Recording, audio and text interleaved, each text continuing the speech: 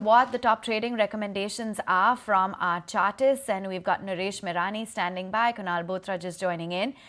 Nooresh, let's get in a sense as to how you're looking at what October could potentially bring in forth for the markets. The 10-year average indicates that it's the broader markets, or the Nifty-Bank as well, that has taken leadership. Do you see history repeating itself? So difficult to say given that the place we are in terms of the markets. But yes, banks are finally looking interesting. Yesterday we saw a cut, maybe due to flows getting out of India to China, given the massive move over there. But structurally, this correction is good. So for now, 25,600 is a price point which I would be watching out for. Around that area is where we start recovering. Bank Nifty looks interesting.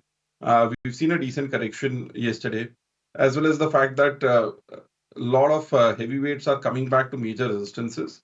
This could eventually break out maybe by mid of October or by next month. But structurally, a lot of these names have started making good base formations and eventual breakouts. So a Kotak Bank, HDFC Bank have very strong structures after a really long time. So banks could be the leader going forward, is the view. And 50 to 500, 50 to 600 for the near term should be a support for Bank Nifty.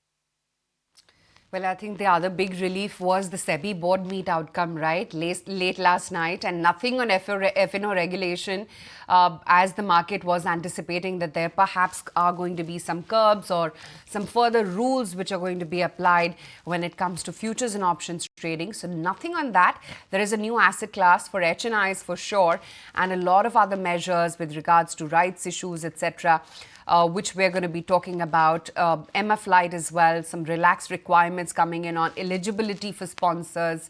They're going to be promoting the ease of entry, encourage new players into the mutual fund industry. All of that, we'll discuss that in just a bit. But Kunal, I guess a bit of a relief, no F&O curbs, nothing from the SEBI board meet. Yeah, I think nothing is good for the markets, and I think we were waiting for this news flow because of after the consultation paper which was submitted a couple of months back. I think there was a lot of anticipation building up, so I think that could probably ease for the market participants, at least over the very near term. Now coming to the markets, I think yesterday what we saw was a very sharp reaction across many global indices. And I think on the way down, what we've created is we've created a gap for the index. So it's the first gap which we've created after a long time, a down gap which has been created both on the Nifty as well as on the Bank Nifty. And I would probably believe that maybe that could act as a near-term resistance or an impediment for the indices. So I think what one should be looking out for is to try and play out a bounce for the index over the next couple of days. But a start of a trend could happen only once we break past about the gap which had been created in the last 2 days. And that would probably lead to a start of a fresh uptrend. Other than that, I would expect the markets to be a lot more range bound, as well as going into a process for bounce for the next couple of days. Right. Nooresh, let's have your stop. There comes a time when your heart calls for you to arise. Plant your feet solid into the ground.